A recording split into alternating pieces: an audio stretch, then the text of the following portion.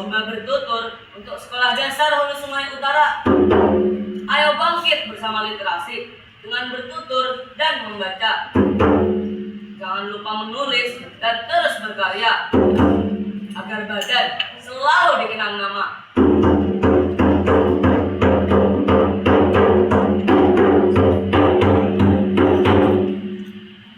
Tradisi lamut amuntai asalnya mulai hilang tak terdengar jua. Hari ini kisah satu jasad dua makam ku bawa. Dari buku Kambang Berenteng ku baca.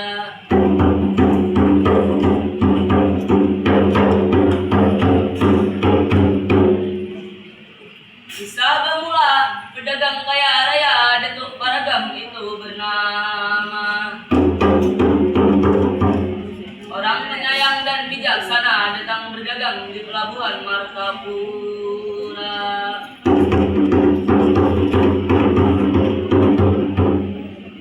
Kalau saya terus berlamut, bisa-bisa waktu ini tak akan cukup. Karena kesenian berlamut bisa semalam suntuk.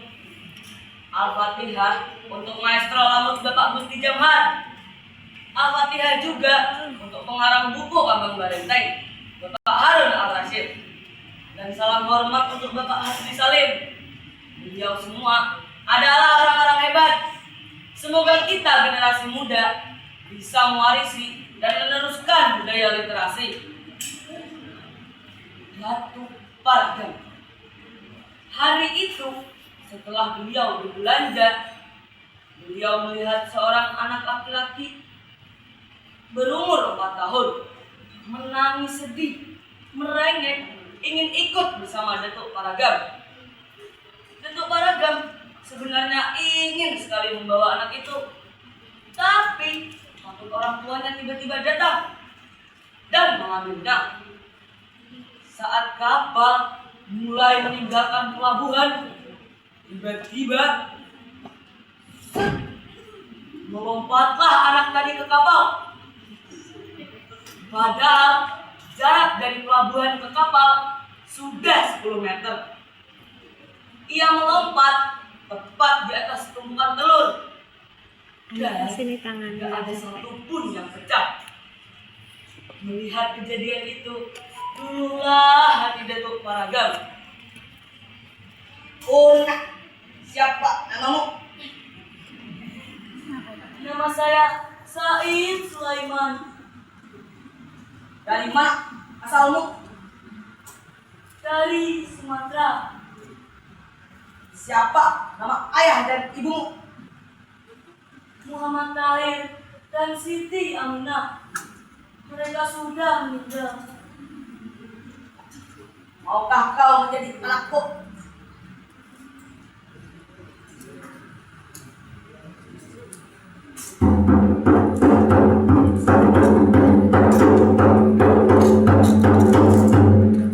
Tiada kata, tiada jawaban, tangis Said tanda kebahagiaan. Datuk Paragam memberi pakaian, makanan, dan perlindungan. Sampai di Amuntai, rumah Datuk Paragam menjadi ramai penuh candaan.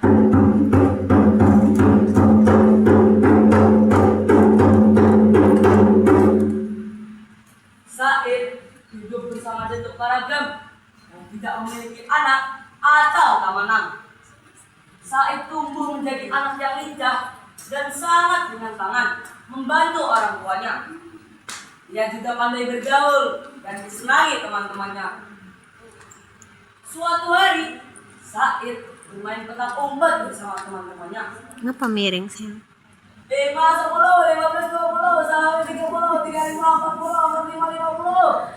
Dapat! Teman-temannya pun mulai mencari. Said! Teman-temannya sudah mencari kesana kemari sampai keringetan. Tapi Said tidak juga ketemu. Tiba-tiba terdengar suara. Aku di depan kalian.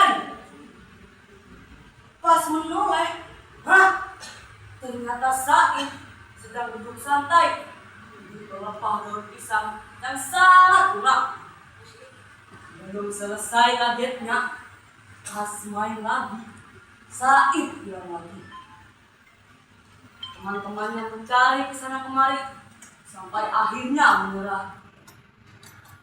Lalu Said muncul. Dari mana coba? Dari daun jagung. Ternyata Said bisa mengecilkan tubuhnya sampai sebesar jari. Nande, yae.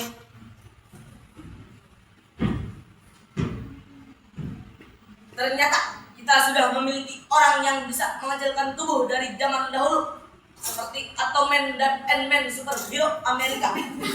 Jadi kita jangan minder ya. Teman-temannya geleng-geleng kepala dan menjuluki Said si anak sakti. Meskipun sakti, Said tetap rajin membantu dan rendah hati. Suatu siang, ia ditugasi menjaga jemuran padi. Tapi karena kelelahan, Said ketiduran dengan nyenyak sekali. Tiba-tiba, hujan turun lebat tanpa tanda-tanda. Datuk Paragam pulang dan marah besar melihat padinya diguyur hujan. Said, bisa-bisanya kamu enak-enak tidur, sementara padi dibiarkan diguyur hujan.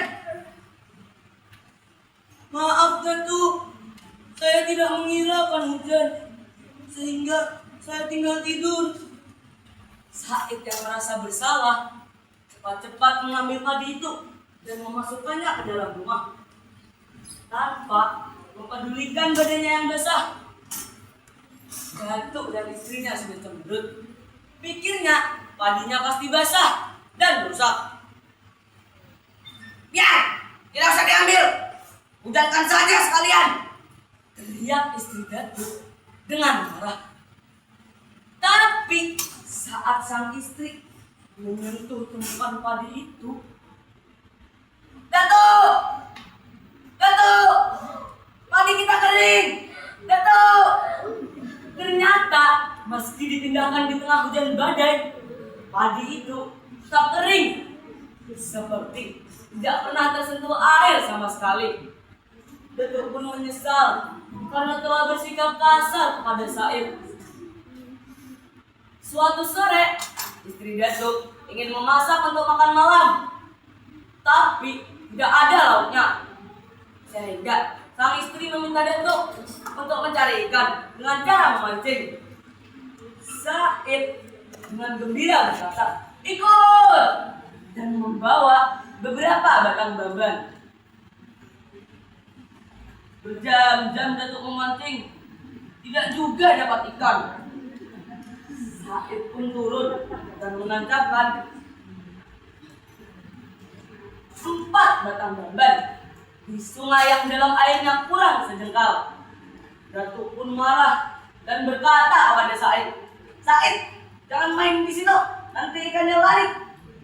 Said berteriak, "Ayo, ambillah ikan-ikan yang ada di sungai ini."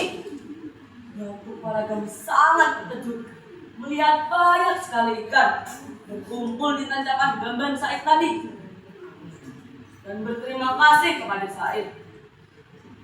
Dan karena saking senangnya, Datuk Paragam sampai hampir mengambil semua ikan itu. Said berkata, "Cukup ayah, sisakan untuk orang lain di belakang kita." Datuk pun tersentak dan sadar kalau kelestarian alam perlu dijaga.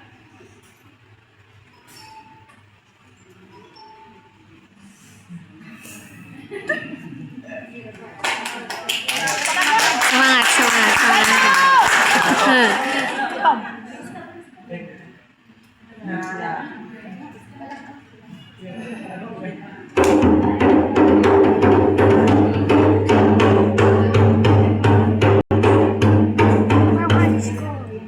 Said Sulaiman tumbuh menjadi pemuda gagah, alim dan tampan.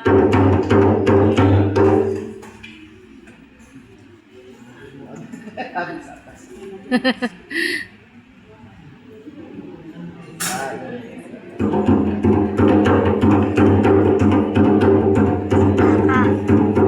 Belum. Suka ilmu agama dan berbagai pengetahuan. Di umur 40 beliau sakit diminumi obat berbagai ramuan. Namun sayang dikata beliau dijemput kematian. Disinilah masalah mulai muncul. Warga desa Padang Basar ingin Said dikuburkan di sana. Karena itu rumah orang tua angkat Said dahulu. Tapi warga desa Pekacangan juga ingin Said dikuburkan di sana. Karena Said tumbuh dari kecil sampai besar di sana. Rapat berlangsung lama sampai larut malam. Tapi tidak ada satupun yang mau mengalah.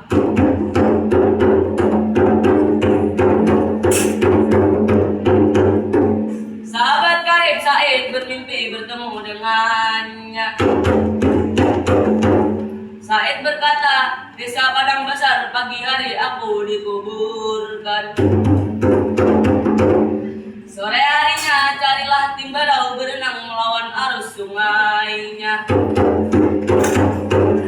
Di mana batang itu berhenti, di sana aku dikuburkan. Sore harinya benar-benar muncul batang tanaman itu melawan arus sungai deras. Warga pun menguburkannya di desa Pekacangan. Karena itulah beliau dikenal dengan gelar satu jasad dua makam.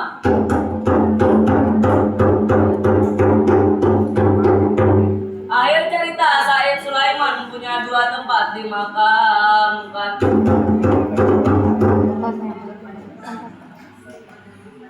Binyadan pun tabula rasa. Kabui salah sarai sarapun bawa berlayar keliling negeri. Kalaulah salah aku minta ampun, kisah Banjar sampai di sini.